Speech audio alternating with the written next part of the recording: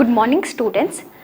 As we have learnt in the last session about mainly about the Mendeleev's periodic table and the statement about the Mendeleev's periodic table. What is the statement that is based on the Mendeleev's periodic law means the physical and chemical properties of the elements are the periodic function of their atomic weight. Periodic function ಅಂದ್ರೇನು? Dependent ಅಂದರೆ physical ಮತ್ತು chemical properties ಯಾವುದ್ರ ಮೇಲೆ depend ಆಗ್ತಾ ಇದೆ? Atomic weight ಮೇಲೆ depend ಆಗ್ತಾ ಇದೆ. ಇದನ್ನೇ ಮೆಂಡೆಲಿವ್ಸ್ ಪೀರಿಯಾಡಿಕ್ ಲಾ ಅಂತ ಕರಿತೀವಿ. The physical and chemical properties of the elements are the periodic function of their atomic weight.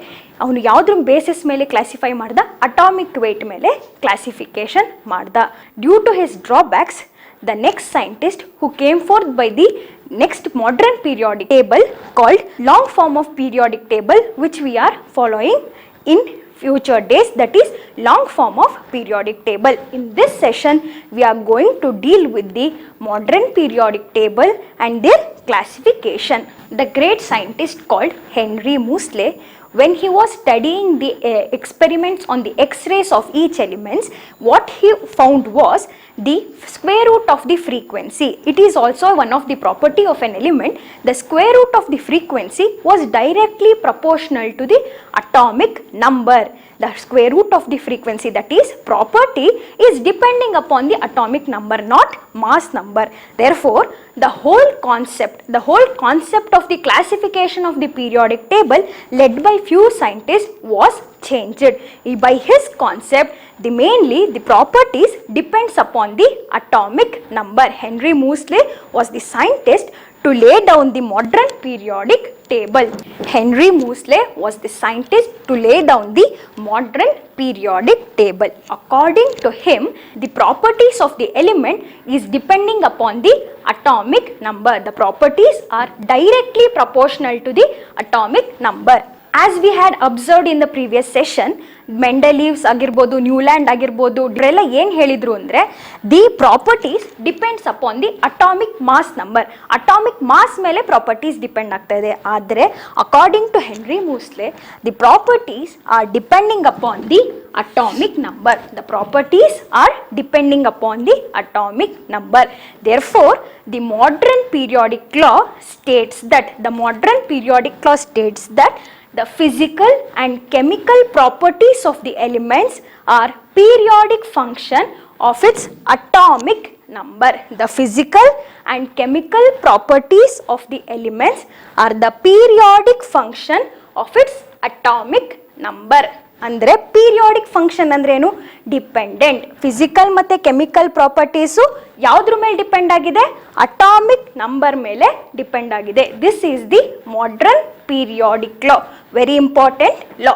This is the modern periodic table. What we are following nowadays, the modern periodic table, which consists of 7 periods. Periods ಅಂದ್ರೇನು? Horizontal rows. Horizontal ರೋಸ್ನ ನಾವು periods ಅಂತ ಕರಿತೀವಿ. As we are going to observe, there are 7 horizontal rows called periods and 18 vertical columns called groups. In the exam, the question may arise like how many periods and how many groups are in the modern periodic table. As you observe the periodic table, there are 7 horizontal rows. Let us consider from hydrogen. You can see the number 1 hydrogen, next number 2, 3, 4, 5, 6, 7. There are 7 periods and 18 vertical columns ಅಂದರೆ groups. 18 groups ಇದೆ. Hydrogen ಇಂದ ಹಿಡಿದು ಹೀಲಿಯಂವರೆಗೂ observe ಮಾಡಿ 18 vertical columns ಇದೆ. There are 7 periods and 18 groups in the modern periodic table. Now let us consider the characteristics of these groups and periods. Let us consider first characteristics of ಗ್ರೂಪ್ಸ್ನ consider ಮಾಡಿದಾನೆ. Groups ಅಂದರೆ ಏನು ಅಂತ ಹೇಳಿದೆ? Vertical ಕಾಲಮ್ಸ್ನ ನಾನು groups ಅಂತ ಹೇಳಿದೆ. Vertical ಕಾಲಮ್ಸ್ನ groups ಅಂತ ಹೇಳಿದೆ. ಎಷ್ಟು ಗ್ರೂಪ್ಸ್ ಇದೆ? 18 ಗ್ರೂಪ್ಸ್ ಇದೆ. The elements belonging to the same group has similar characteristics. For example, let us consider the group 1 elements. The group 1 elements are lithium, sodium, potassium, rubidium, cesium, francium. These are the elements belonging to group 1. Group 1 ಅಲ್ಲಿ ಈ elements belong ಆಗ್ತಾ ಇದೆ. these elements have same electronic configuration. Then what do you mean by electronic configuration? The filling of electrons in the various orbitals is known as electronic configuration. We will study in detail about this electronic configuration in the chapter called structure of atom. In time, you only concentrate that the elements belonging to the same group will have same electronic configuration. That is, for example, group 1 elements have the electronic configuration as NS1. Similarly, group 2 will have the same electronic configuration as NS2. Similarly, the halogens, that is group 17 elements, will have the same electronic configuration as NS2, NP5. Like this, the elements belonging to the same group will have same valence shell electronic configuration, outermost shell electronic configuration. Therefore, the elements belonging to the same group will have same valence shell electronic configuration, and the elements belonging to the same group will have same valence electrons. Valence electrons andrenu, the electrons present in the outermost shell, adana navu valence electrons anta karitivi. The elements belonging to the same group will have same valence electrons. For example, group 1 elements, all the elements of the group 1 will have the valence electron as 1. Similarly, the group 2 elements, beryllium, magnesium, calcium, strontium, barium, radium, will have the valence electron as 2. They have 2 valence electron. Group 1 elements have 1 valence electron, whereas group 2 elements have 2 valence electron. This is about the valence electrons and valence shell electronic configuration. As we observe, moving down the group, ನಾವು down the group move ಮಾಡ್ತಾ ಹೋದಂಗೆ ಏನಾಗುತ್ತೆ, atomic size will increase. Atomic size ಏನಾಗ್ತಾ ಹೋಗುತ್ತೆ, increase ಆಗ್ತಾ ಹೋಗುತ್ತೆ. For example, ಲಿಥಿಯಂದು size ಇಷ್ಟಿದ್ರೆ ಸೋಡಿಯಂದು size ಇಷ್ಟಾಗತ್ತೆ, ಹಾಗೇನೆ ಪೊಟ್ಯಾಷಿಯಮ್ದು size ಇಷ್ಟಾಗತ್ತೆ, next ರುಬಿಡಿಯಮ್ದು size ಇಷ್ಟಾಗತ್ತೆ, ಅದ್ರ ನೆಕ್ಸ್ಟು ಸೀಸಿಯಮ್ದು ಸೈಜು ಇಷ್ಟಾಗತ್ತೆ. ಈ ಥರ as we move down the group the atomic size increases. Atomic size increase ಆಗುತ್ತೆ. ಇದನ್ನು ನಾವು ಡೀಟೇಲ್ ಆಗಿ ಅಪ್ಕಮಿಂಗ್ ಸೆಷನಲ್ಲಿ ಏನಕ್ಕೆ ಇನ್ಕ್ರೀಸ್ ಆಗುತ್ತೆ, ಏನು ಕಾರಣ ಅಂತ ನೋಡೋಣ. In time, the atomic size moving down the group increases. Not only the atomic size increases, but the atomic number also increases as we are moving down the group. And also the properties like melting point, boiling point, solubility also increases as we are moving down the group. Generally, the properties increases moving down the group. These are some of the characteristics of groups. As we know, the groups, the vertical columns are groups. There are 18 groups. The elements belonging to the same group will have same valence shell electronic configuration as well as valence electron. It have same valence electrons. The elements, all the elements belonging to the group will have same valence electron, and as we move down the group, the atomic size increases as well as atomic number also increases. For example, let us consider the 17th group elements. Here the atomic number of fluorine is 9, chlorine 17, bromine 35, iodine 53, astatine 85, and so on. The elements belonging to the same group, as we move down the group, the atomic number increases as well as its size also increases. Not only the atomic size and the atomic number increases, generally the properties of the elements also increases as we move down the group. These are some of the characteristics of the groups. Next, we move on to the characteristics of the periods. As we know, there are 7 periods. Periods andrenu, horizontal rows are known as periods. You can observe there are 7 periods from hydrogen to francium. When you observe, there are 7 periods. The period number represents the principal quantum number. What it represents, for example, let us take the period number 1, 2, 3, 4, 5. This number represents the principal quantum number. It is represented as N. As you already know, what do you mean by quantum numbers and principal quantum number? The principal quantum number represents the main energy level.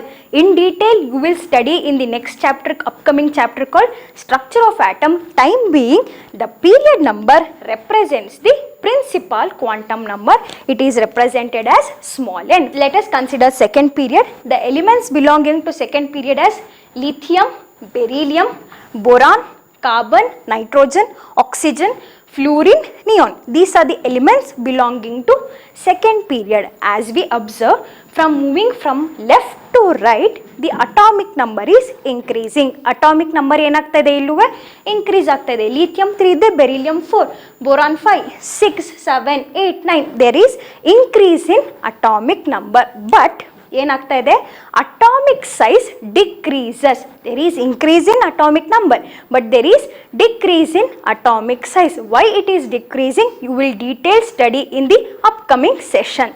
Okay, now time being, the atomic number increases from left to right, but atomic size decreases as we are moving along the period. These elements will not have the same valential electronic configuration.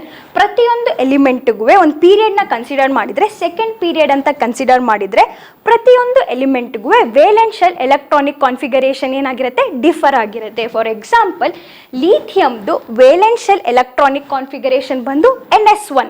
ಹಾಗೇನೆ ಬೆರಿಲಿಯಮ್ದು ವೇಲೆನ್ಷಿಯಲ್ electronic configuration ಬಂದು ಏನಾಗುತ್ತೆ, NS2 ಆಗುತ್ತೆ. Similarly boron ತಗೊಂಡ್ರೆ NS2NP1, carbon NS2NP2, nitrogen NS2NP3, oxygen NS2NP4, fluorine NS2NP5 and neon NS2NP6. ನೀವು observe ಮಾಡ್ತಾ ಹೋದಂಗೆ ಏನಾಯ್ತು ಇಲ್ಲಿ, ದ ವೇಲೆನ್ಷಿಯಲ್ ಎಲೆಕ್ಟ್ರಾನಿಕ್ ಕಾನ್ಫಿಗರೇಷನ್ನು ಸೇಮ್ ಆಗಿಲ್ಲ. They are going to differ as we move along the period. ಹಾಗೇನೆ ದ ವೇಲೆನ್ಸ್ ಎಲೆಕ್ಟ್ರಾನ್ಸ್ ಕೂಡ same ಇರಲ್ಲ, ಒಂದೊಂದಕ್ಕೆ ಒಂದೊಂದು ವೇಲೆನ್ಸ್ ಎಲೆಕ್ಟ್ರಾನ್ಸ್ ಇರುತ್ತೆ. These are some of the characteristics of the period. And lastly, the major change in the periodic table was from the scientist called Seaborg. Seaborg was the scientist who brought the last major change in the periodic table. That is, he discovered transuranium elements from 90 elements with atomic number from 94 to 102, and he placed F block elements at the bottom of the periodic table. Two series of elements you can observe. These series of elements are known as F block elements. In order to maintain the symmetry of the periodic table, Seaborg placed the F block elements at the bottom of the periodic table. Due to the discovery of the transuranium elements, he awarded with the Nobel Prize. In his honor, the element with number 106 called Seaborgium, the element with number 106 called Seaborgium has been named in the periodic table. These are some of the concepts of the modern periodic table. Now, let us move on to the next concept, that is the classification of the modern periodic table. Let us consider the classification of the elements in the periodic table. How they are classified? Based on the last electron enters into the atomic, subatomic orbitals, the modern periodic table has been classified into 4 blocks called SPDF blocks. Now, let us consider one by one. First one, S block elements. The S block elements means the elements belonging to the S block in that the last electron enters into the S atomic orbital. Here in S block elements, the last or valence electrons enters to the S atomic orbital. Hence, these elements are known as S block elements.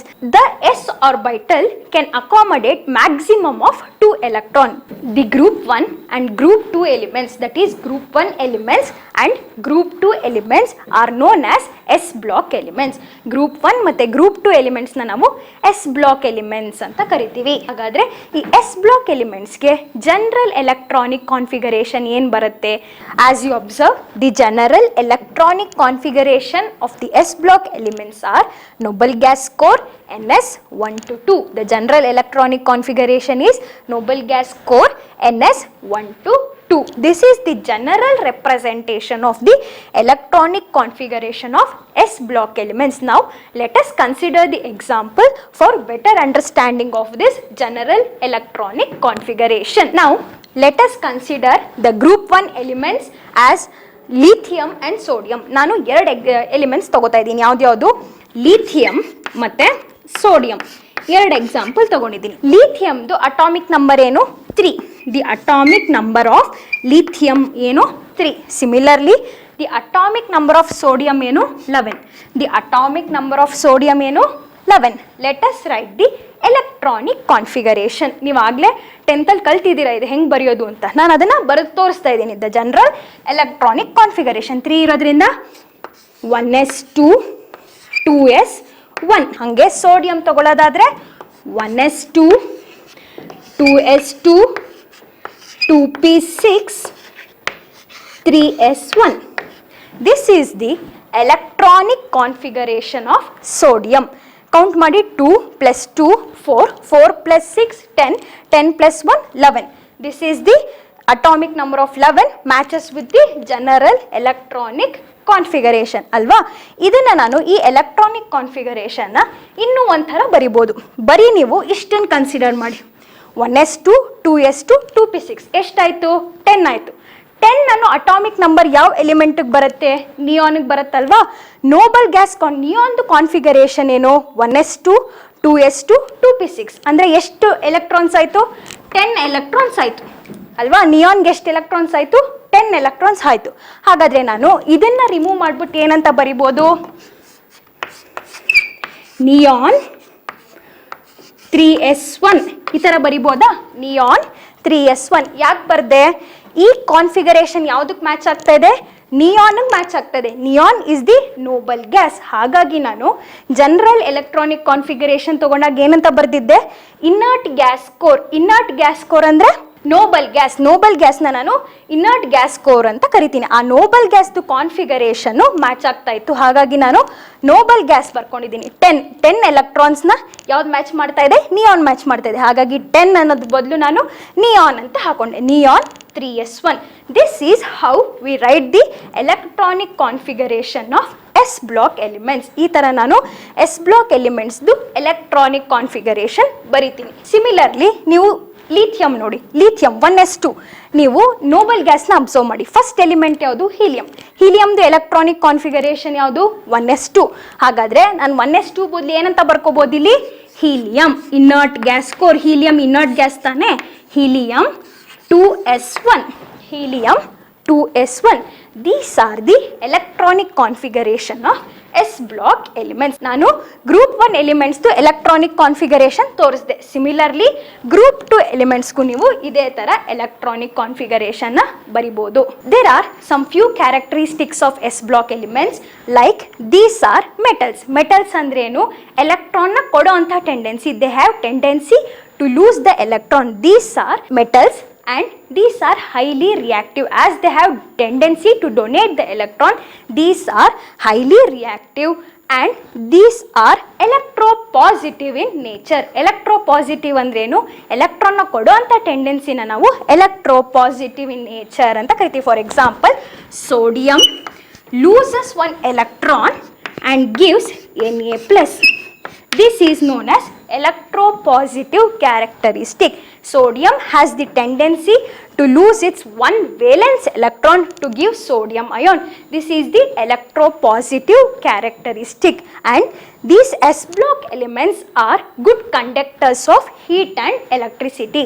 S block elements ಏನು good conductors of heat and electricity. Ionic compounds na usual ಆಗಿ S block elements form ಮಾಡುತ್ತೆ.